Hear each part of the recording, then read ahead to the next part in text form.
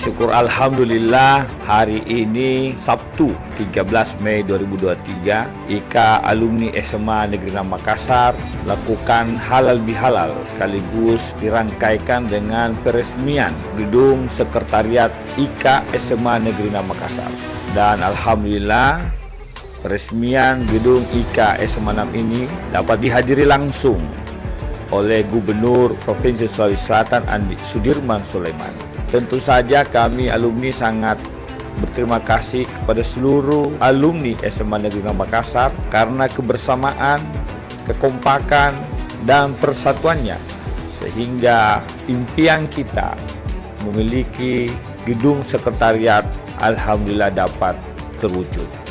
Semoga dengan peresmian sekretariat IKA SMA 6 senantiasa dapat berkontribusi dalam memajukan dan membanggakan alumni SMA Negeri 6 Makassar.